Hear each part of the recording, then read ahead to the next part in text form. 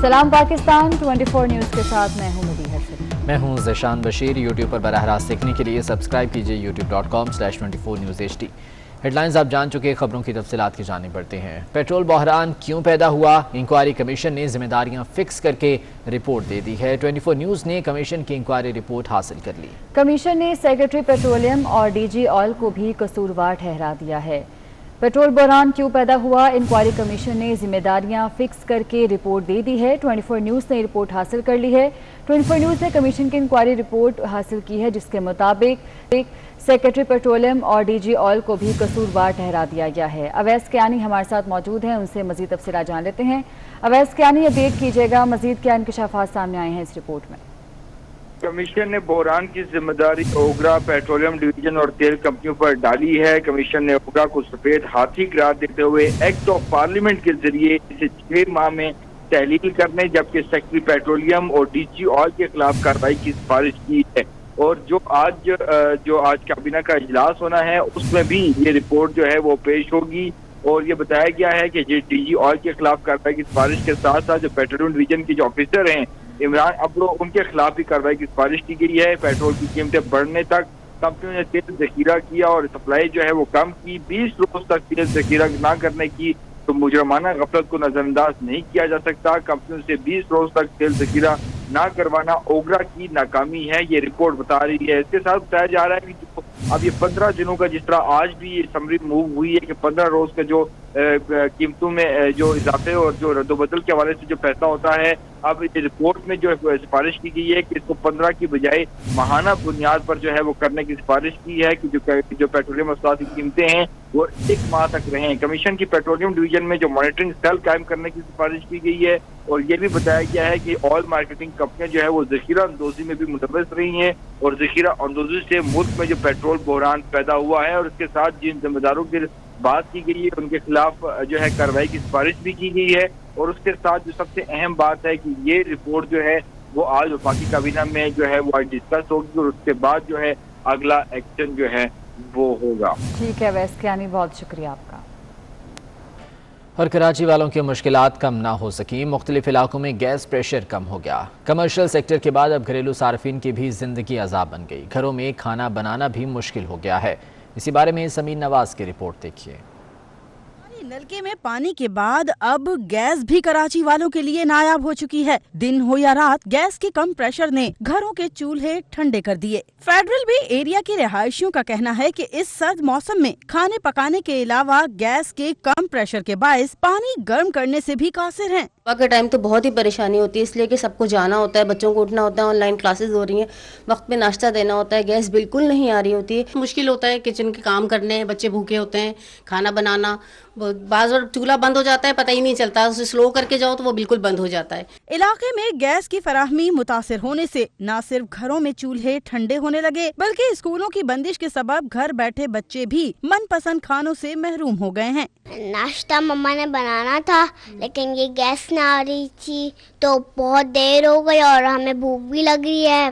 Federal بے area, Gulshan Iqbal, Quetta town, Lyari, گولی مار، نارتھ کراچی، نیو کراچی سمیت متعدد علاقوں میں صبح شام گیس کا کم پریشر لوگوں کے صبر کا امتحان لینے لگا۔ کیمرامین راحیل احمد کے ہمراہ سمین نواز، 24 نیوز، کراچی۔ کراچی میں گزشتہ 10 برس میں 25 سے زائد بسوں کے روٹس بند ہو چکے۔ شہر میں بسوں کی تعداد آبادی کے تناسب سے بہت کم ہے۔ ایسے میں لانڈھی کورنگی سے صدر جانے والے مسافروں کو کیا مشکلات درپیش ہیں، یہ جانتے ہیں تنویر بہلیم کی رپورٹ میں۔ کراچی میں شہریوں کو بہترین سفری سہولیات میسر نہ آ سکیں۔ لانڈی کورنگی سے چلنے والی بڑی بسیں بھی ماضی کا حصہ بن گئیں۔ کبھی اس روڈ پر 17 جے 17 کے اور دیگر بڑی بسیں دوڑا کرتی تھیں، مگر ڈیزل گاڑیوں کا کرایہ نہ بڑھانے اور بسوں کی مہنگی مرمت نے لانڈی کورنگی کی عوام کو آرام دہ سفر سے محروم کر دیا۔ فائدہ تھا، کرایہ بھی بہت مناسب تھا۔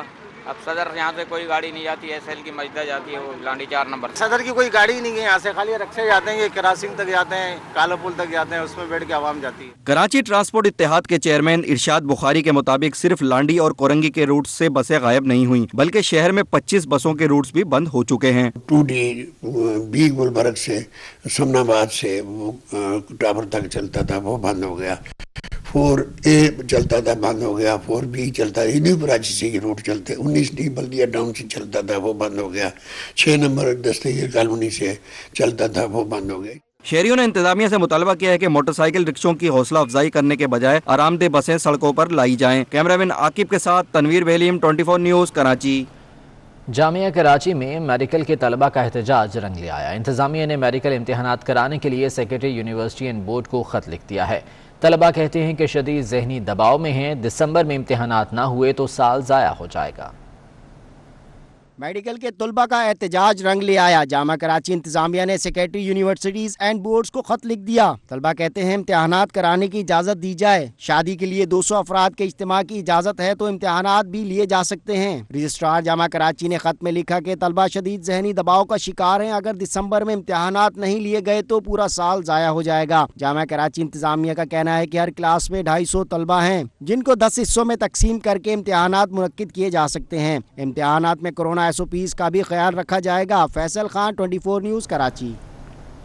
कराची में यूनाइटेड बिजनेस ग्रुप के सरपरस्त आला SM मुनीर का कहना है कि FPCCI के सालाना इंतखाबात में कामयाबी हासिल करेंगे। फेडरेशन में आने के बाद ताजर बरादरी के लिए मुस्बत इकदाम किए जाएंगे। UBG के सदारती उम्मीदवार खालिद तवाब जीत के लिए पुरअज़्म हैं। हबीब खान की रिपोर्ट देखिए। वफाक वान हाई सनत और तिजारत के सालाना इंतखाबात बराए 2021 के लिए तैयारियां उरूज पर। 24 न्यूज से खुसूसी गुफ्तगू करते हुए सरपरस्त आला यूनाइटेड बिजनेस ग्रुप का कहना था कि फेडरेशन इलेक्शन में कामयाबी के बाद सबसे पहले बिजनेस कम्युनिटी और बेरोजगार होने वाले अफराद के लिए हुकूमत के साथ मिलकर अमली इकदाम करने हैं। बहुत बुरा हाल है इकॉनमी का, मईशत का बुरा हाल है। हम आगे पहले मईशत पे काम करेंगे, हम पूरी सपोर्ट करेंगे अपने प्राइम मिनिस्टर को, ताकि हमारी मईशत ठीक होगी तो लोगों को रोज़गार मिलेगा, इंडस्ट्री चलेगी और टैक्स आए। We will work only for the economy. Economy सही होगी तो मुल्क सही होगा। हमारा टारगेट ये इस साल मेन टारगेट ये कि हम इकॉनमी के लिए काम करेंगे। UBG के सदारती उम्मीदवार के लिए नामजद खालिद तवाब का 24 न्यूज से गुफ्तगू करते हुए कहना था कि सिर्फ इलेक्शन जीतना मकसद नहीं, बल्कि ताजिर बिरादरी और लोगों के मसाइल को हल करने के इकदामात करने हैं। सनती तरक्की को हम उसी बेस पे ले जाएं जो आज से 50 साल पहले थी, जब सिंगापुर और कोरिया जैसे ममालिक जो है वो हमारी सनती तरक्की देखने के लिए आए थे, क्योंकि उस वक्त हम मिसाली तौर पर जा रहे थे। इसी तरह हमारा जो रीजनल कॉरपोरेशन एक RCD एक ज़माने में बनाया गया था, हम उसको भी कोशिश करेंगे एक्टिवेट करें। और उसके अलावा जो सेंट्रल एशियन कंट्रीज़ अब जो नए आए सारे, इनमें हम फोकस करेंगे कि हमारी तिजारत जो है इनके साथ बढ़ाई जाए। इंतखाबात से कबल ही UBG को सिंध में बड़ी कामयाबी। सिंध में नायब सदर के उम्मीदवार बिला मुकाबला कामयाब। यूनाइटेड बिजनेस ग्रुप जीत के लिए पुरअज़्म है। कैमरामैन सजाद रईस और शौकत अली के हमरा हबीब खान, 24 न्यूज़, कराची। टीवी मेज़बान और अदाकारा नादिया खान अपनी अज़दवाजी ज़िंदगी को तीसरा मौका देने को तैयार हैं। अदाकारा नादिया खान की निस्बत तय पा गई है। मंगनी की तकरीब इस्लामाबाद में मुनक्किद हुई, जिसमें अहले खाना शरीक हुए। नादिया खान इन दिनों मॉर्निंग शो की मेज़बानी के फ़राइज़ सर अंजाम दे रही हैं। हुकूमत 31 जनवरी तक मुस्ताफ़ी हो जाए, PDM ने हुकूमत को डेडलाइन दे दी। मौलाना फजलुर रहमान कहते हैं कि हुकूमत मुस्ताफ़ी ना हुई तो 1 फरवरी को लॉन्ग मार्च का ऐलान करेंगे। बिलावल भुट्टो ने कहा, जो भी फैसला करेंगे इकट्ठे करेंगे। डायलॉग का वक्त खत्म हो गया, अब मार्च करने और इमरान खान के इस्तीफे का वक्त है।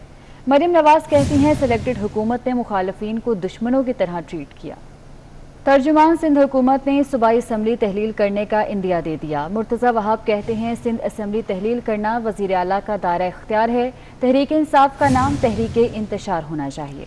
कराची में प्रेस कॉन्फ्रेंस करते हुए मुर्तज़ा वहाब का कहना था कि कैप्टन रिटायर्ड सफ्तर और IG सिंध के मामले की इंक्वायरी मुकम्मल हो चुकी। रिपोर्ट में मुलव्विस अफराद के नाम भी शामिल हैं। असम्बली को तहलील करना भी आईनी इख्तियार है वज़ीर आला सिंध का।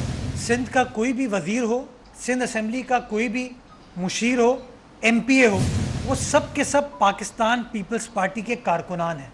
और पाकिस्तान पीपल्स पार्टी डिसिप्लिन को फॉलो करती है, अपनी क़यादत के फ़ैसलों को फॉलो करती है। हमारे MPAs ने इस्तीफ़े जमा कराए, हमारे वज़रा, हमारे वज़ीर आला भी इस्तीफ़े जमा करा के गए। PTI का नाम पाकिस्तान तहरीक इंसाफ नहीं, पाकिस्तान तहरीक इंतशार होना चाहिए। अपने ओहदों का गलत इस्तेमाल करते हुए एक जाली मुकदमा क्रिएट करने की कोशिश की थी, उन सब का उस रिपोर्ट में। बैनुल-अक़वामी मीडिया ने लाहौर में पीडीएम के जलसे को कामयाब करार दे दिया। बरतानवी नशियाती इदारे BBC का कहना है कि पंडाल भरने के बाद मीनार पाकिस्तान के बाहर और आज़ादी पुल पर भी अवाम की कसीर तादाद थी। अल जज़ीरा, तुर्क न्यूज़ एजेंसी और रूसी टीवी ने भी लाहौर जलसे को अवामी ताकत का बहुत बड़ा मुजाहरा करार दिया। LOC पर भारतीय फौज की सीज़ फायर मुआहदे की खिलाफ वर्जी पर भारतीय सीनियर सिफारतकार को दफ्तर खारजा तलब करके एहतजाजी मुरास्ता थमा दिया गया। पाकिस्तान ने सीज़ फायर की खिलाफ वर्जी पर भारतीय सीनियर सिफारतकार से शदीद एहतजाज किया। तर्जुमान दफ्तर खारजा के मुताबिक भारतीय फौज ने चेरीकोट सेक्टर पर 13 दिसंबर को बिला इश्तियाल फायरिंग की, जिससे 2 शहरी शदीद जख्मी हो गए थे।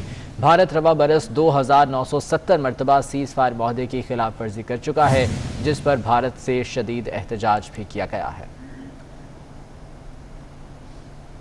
कराची के डिस्ट्रिक्ट साउथ में SOPs की खिलाफ वर्जी पर MA जिना रोड की टायर मार्केट में 4 दुकानों को सील कर दिया गया। लियारी के इलाके कलाकोट में एक सुपर मार्केट को सील किया गया, जबकि मास्क न पहनने वाले 10 अफराद पर फीकस 500 रुपये जुर्माना आयद किया गया है। गवर्नर पंजाब चौधरी मोहम्मद सरवर का कहना है कि पाकिस्तानी खवातीन को भी वो तमाम हुकूक हासिल हैं जो दीगर अक़वाम की खवातीन के पास हैं। यूनिक ग्रुप ऑफ इंस्टीट्यूशंस के ज़रिए तमाम गवर्नर हाउस लाहौर में पाकिस्तानी खवातीन खिलाड़ियों के एजाज़ में मुनक़िदा तकरीब से खिताब करते हुए उनका कहना था कि बदकिस्मती से पाकिस्तानी खवातीन को मुआशरे में वो अहमियत नहीं दी जाती जो उन्हें इस्लाम और आइन के मुताबिक हासिल है। उनका कहना है कि खवातीन के बगैर मुआशी तरक्की और मुआशरती तकाज़ों को पूरा नहीं किया जा सकता। इस मौके पर गवर्नर पंजाब की अहलिया परवीन सरवर ने कहा कि बेशतर खवातीन समाजी और सियासी हुकूक से नावाकिफ़ हैं। तकरीब में मुख्तलिफ खेलों में मेडल्स हासिल करने वाली पाकिस्तानी खिलाड़ियों के अलावा director Unique Group of Institutions professor Amjad Ali Khan, vice chairman Unique Group professor Afif Ashraf Siddiqui, director Unique Group professor Waseem Anwar Chaudhry, additional director Unique Group Syed Nadeem Alam और manager media and communication Junair Chaudhry ने भी शिरकत की।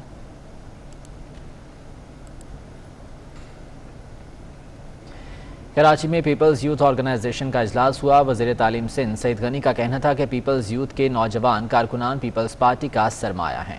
कराची में पीपल्स यूथ ऑर्गेनाइजेशन का अहम इजलास पीपल्स पार्टी रहनुमा और सूबाई वजीर सईद गनी की ज़ेर सदारत हुआ।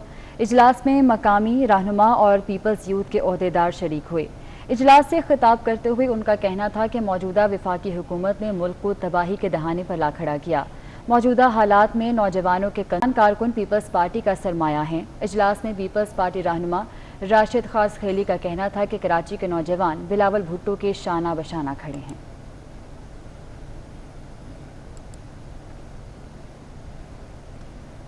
और इस बुलेटिन से इतना है। आप देखते रहिए 24 न्यूज़।